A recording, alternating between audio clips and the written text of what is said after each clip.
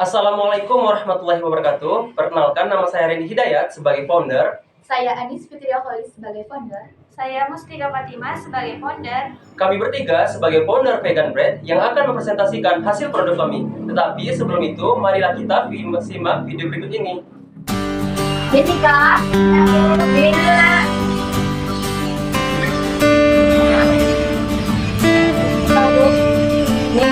Kamu kan tadi kan mau makan siang kan? Nah ini ibu bikinin itu. Ini ya, kita nggak mau. Gak apa-apa nak, ini enak kok. Enggak ada pakai ini enak. Ini dia nak, ini. Nah ini nak, yang kak. Sini nak, ibu suapin. Mau? Ye. Aduh gimana ya, sekarang kok gak mau makan sayur, padahal udah buat sayur wortel, ada kuda-kuda. Aduh pusing banget ya sekarang kok anak-anak pada gak suka sayur ya, padahal sayur loh, kesehatan. Gimana ya ngatasinya biar anak-anak yang suka makan sayur? Dilema deh jadinya. Aduh mbak, gimana ya mbak? Itu kan udah masa kita kan. Cuman dia tuh kayak udah suka gitu loh mbak. Cuman jadi dia ngomong kok berarti kok anak-anak ini suka sayur. Tapi kalau nggak punya sayur nggak ya? Cuma kasih anak-anak nggak punya sayur. Sebentar ya Mbak, biar dulu.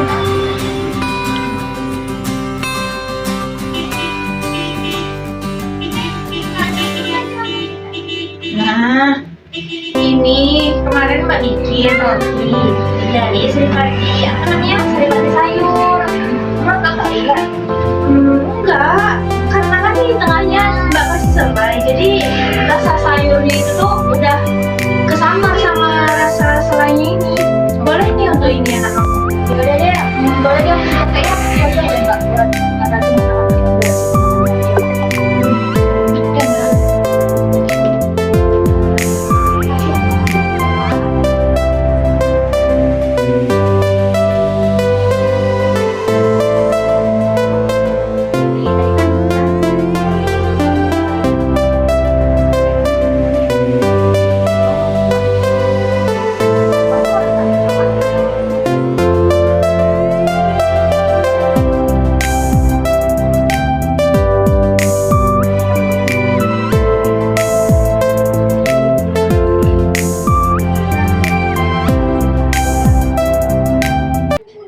Menurut riset, lebih dari 90% anak-anak di Indonesia tidak suka makan sayur. Dan berdasarkan hasil riset, lebih dari 90% masyarakat Indonesia kurang mengkonsumsi sayur dan buah-buahan. Lantas, hal itu memberikan dampak yang cukup besar bagi masyarakat Indonesia. Karena menurut data, lebih dari 28% penduduk Indonesia mengidap gejala kolesterol. Dan lebih dari 41.000 jiwa di Indonesia mengidap penyakit diabetes. Lantas, hal apa yang melatar belakangi sehingga hal itu bisa terjadi? Apakah Indonesia merupakan negara yang sulit memproduksi sayur dan buah? Karena menurut data sensus penduduk yang kami input, Rejang Lebong merupakan daerah nomor 1 di Provinsi Bengkulu yang ditetapkan sebagai daerah penghasil kubis terbesar, yaitu mencapai 70.000 ton per tahun. Begitupun dengan produksi wortel. Rejang Lebong menduduki posisi pertama di Provinsi Bengkulu, mencapai angka 369 ton per tahun.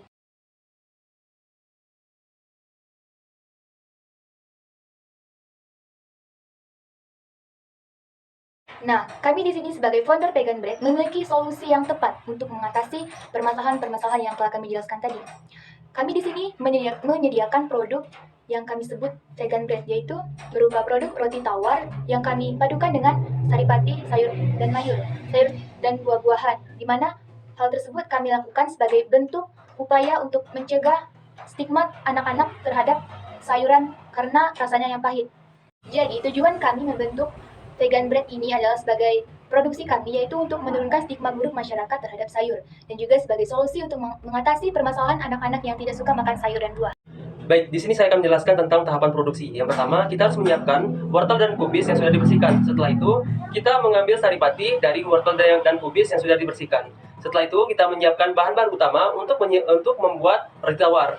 Setelah itu, kita campur semua bahan menjadi satu sehingga membuat sebuah adonan. Setelah itu kita diamkan adonan di dalam loyang hingga mengembang. Setelah itu kita masukkan adonan yang sudah ada di dalam loyang itu ke dalam oven. Nah, jika seandainya adonan sudah matang, kita potong roti tersebut, terus kita tambahkan selai di dalam rotinya. Nah, di sini ada kandungan gizi yang terdapat di dalam roti buatan kami. Yang pertama itu makronutrisi. Yang pertama ada protein, kedua karbohidrat, yang ketiga kalsium. Setelah itu ada mikronutrisi yang berupa vitamin A, vitamin B1, dan vitamin B12. Analisis SWOT. Yang pertama yaitu kelebihan. Kelebihan dari produk kami yaitu nutrisi yang lengkap. Yang kedua itu harga terjangkau. Hanya dengan merogoh kocek Rp5.000, kita bisa mendapatkan makanan yang murah harganya dan bernutrisi lengkap. Yang ketiga yaitu tidak mengandung bahan pengawet. Yang keempat, rasa dari buahan lebih menonjol daripada rasa sayuran. Yang kelima, produk ini kami jadikan sebagai alternatif bagi anak-anak yang tidak suka makan sayur. Yang keenam, aman untuk dikonsumsi bagi pengidap diabetes dan kolesterol. Yang kedua yaitu weakness atau kelemahan dari produk kami. Kelemahan dari produk kami yang pertama yaitu roti hanya bertahan hanya selama 1 minggu. Yang kedua itu kemasan masih menggunakan cara yang manual dan belum menggunakan teknologi yang canggih ataupun memadai. Yang ketiga yaitu peluang dari bisnis usaha kami.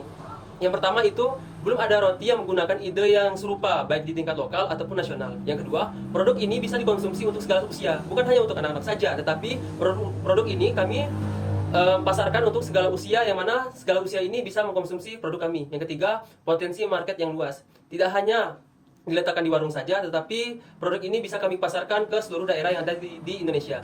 Yang keempat, kebutuhan produk pangan selalu dibutuhkan bagi manusia. Yang keempat yaitu ancaman. Ancaman bagi produk kami yaitu pertama, banyak roti yang sudah memiliki brand yang terkenal dan memiliki nama, sedangkan peluang dari bisnis kami ini karena baru mulai, jadi kami tidak memiliki nama yang besar.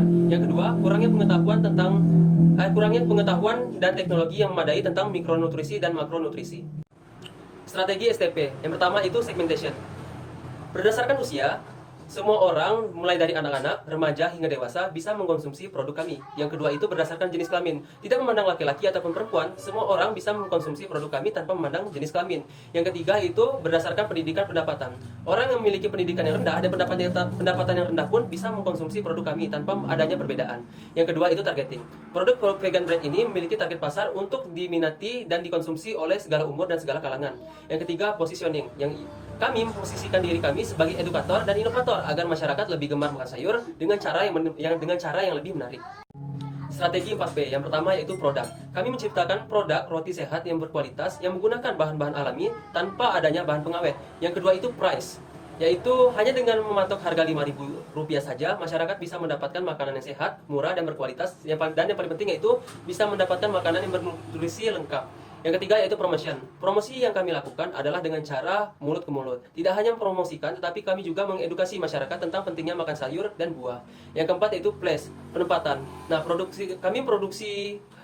kami ini di Jalan Pramuka Airbang, dan produk kami ini juga akan kami sebarkan ke warung-warung, ke toko-toko dan ke masyarakat sekitar ataupun yang lokal ataupun di luar daerah Rejang Lebong.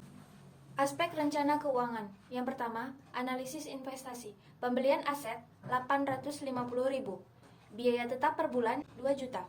Biaya variabel per bulan Rp4.775.000. Jadi, total seluruh analisis investasi berjumlah Rp7.625.000. Yang kedua, pembelian aset. Di sini kami membeli aset berupa properti. Yang pertama yaitu oven 1 buah dengan harga Rp300.000, pisau 1 set Rp15.000, ayakan 1 buah Rp10.000, mixer 1 buah Rp300.000, blender 1 buah Rp125.000, loyang 3 buah dengan harga Rp75.000. Jadi total pembelian aset berupa properti ini berjumlah Rp850.000. Biaya variabel per bulan. Kami membutuhkan kubis 150 kilo per bulan dengan harga Rp250.000. Wortel 150 kilo per bulan dengan harga Rp300.000. Telur 300 butir per bulan dengan harga Rp450.000. Kemasan 2.000 buah per bulan dengan harga Rp125.000. 1 bubuk vanila 150 saset per bulan dengan harga 150.000. Mentega 75 kilo per bulan dengan harga 750.000. Tepung terigu 75 kilo per bulan dengan harga 525.000. Selai coklat 75 kilo per bulan dengan harga 1.125.000.